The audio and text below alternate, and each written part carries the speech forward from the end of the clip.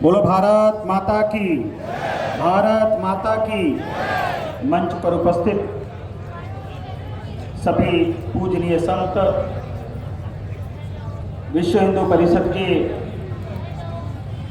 प्रांत क्षेत्र के पदाधिकारीगण और इस शौर्य जागरण यात्रा धर्म सभा में उपस्थित हमारे झारखंड के विभिन्न प्रांतों से आए हुए हमारी माताएं बहनें, हमारे विश्व हिंदू परिषद के कार्यकर्ता, बजरंग दल के बजरंगी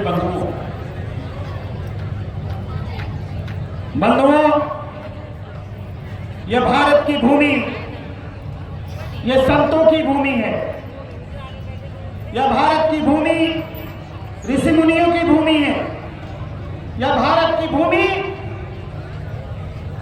गंगा की भूमि है, यमुना की भूमि है, गंगोत्री की भूमि है। इसलिए इस मिट्टी के ढेर को भी हम मां कहते हैं।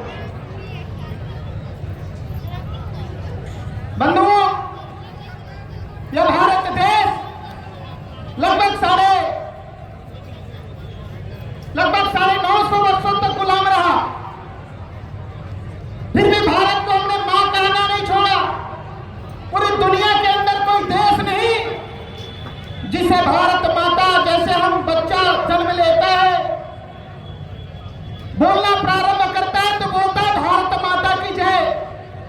लेकिन आपने कभी सुना नहीं होगा अमेरिका माता की जय, फ्रांस माता की जय, जर्मनी माता की जय, पाकिस्तान माता की जय। क्यों?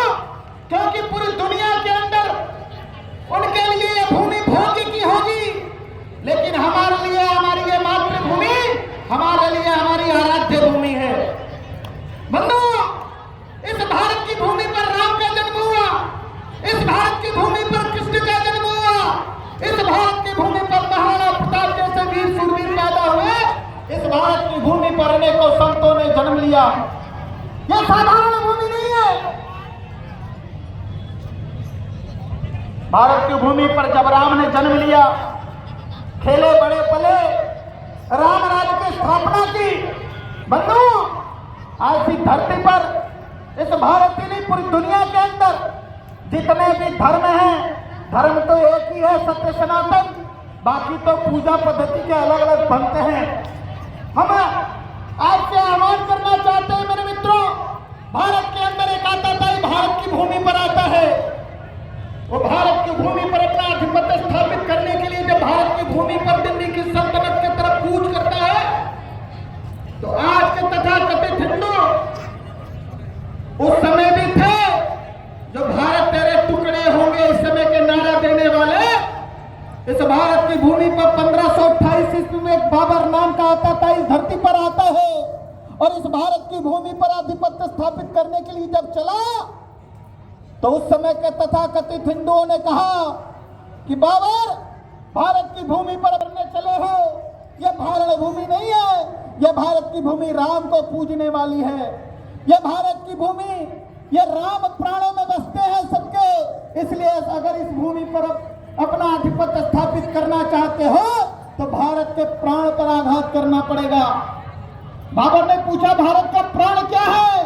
तो भारत का प्राण, अवध की भूमि जहां राम ने जन्म लिया, वह भारत का प्राण है। आपको जान करके आश्चर्य होगा मेरे मित्रों, आज से 500 वर्ष पहले 1528 ईस्वी में बाबर ने दिल्ली के सल्तनत पर अपने सेनापति मीर बाकिर को बुलाता है और लाखों की फौज लेकर के ये उसे आदेश करता है कि दिल्ली के सल्तनत से अवध की भूमि की तरफ कूच करो और अवध की भूमि पर राम मंदिर है उसको विनष्ट करो। बंधुओं, आप करके जान करके आश्चर्य होगा, 1528 ईस्वी से लेकर के 1992 तक हमने 76 युद्ध लड़े और उस 76 युद्ध में लगभग 4.5 लाख लोगों का बलिदान हुआ। लेकिन हमने अपनी आस नहीं छोड़ी, हम संकल्प लेते थे।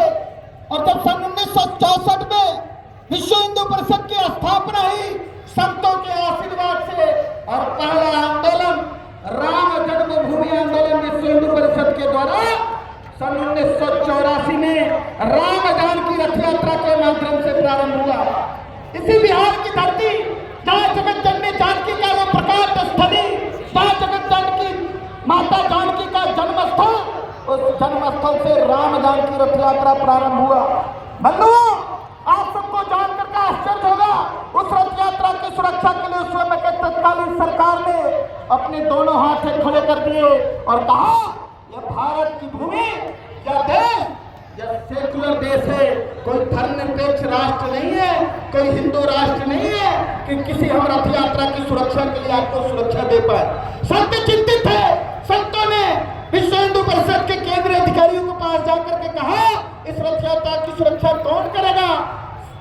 विश्व हिंदू परिषद के अधिकारियों ने कहा, ये राम के कार्य को पूरा करने के लिए निकलने वाले हैं, आप पूज्य संत हैं, आपकी सुरक्षा और इस रथ यात्रा की सुरक्षा इस देश के हिंदू जनमानस करेगा या देश के हिंदू युवा करेगा।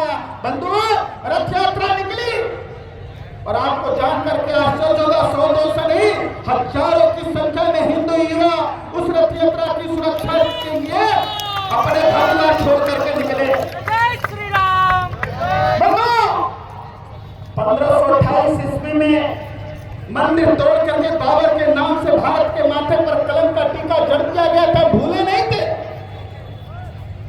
लेकिन 8 अक्टूबर सन 1984 को एक छोटे से बालक का जन्म होता है जिसका नाम बजरंग दल है। और 1992 में भारत के इतिहास में ही नहीं, पूरी दुनिया के इतिहास में, जब 1992 में कार सेवा हुआ, बजरंग दल के कार्यकर्ता, संघ के कार्यकर्ता कार सेवक के रूप में जब अवध की भूमि की तरफ कूच किया, तो हमारी मंशा उस बाबरी विवादित ढांचे को गिराने का नहीं था।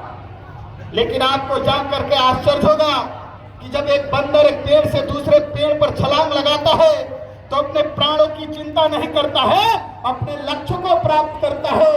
चरे वेती चलना जिसका काम है, न रुकना न थकना, निरंतर आगे बढ़ना, यही अपना धाम है। इस भाव को लेकर के वो छलांग लगाता है और अपने लक्ष्य को प्राप्त करता है। ठीक उसी तरह से सन 1984 में हमने नारा दिया था, जहां राम ने जन्म लिया मंदिर वहीं बनाएंगे, मंदिर भव्य बनाएंगे, मंदिर शीघ्र बनाएंगे।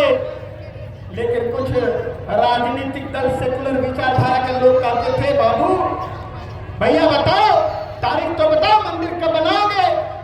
हमारे जैसे कार्यकर्ता इस देश के अंदर अनेकों सभाओं के माध्यम से कहते थे, बेटा मंदिर तो बनेगा, तारीख भी बताएंगे, और जब मंदिर की प्राण प्रतिष्ठा हो जाएगा तो तुम्हारे घर मिठाई भी भिजवा देंगे।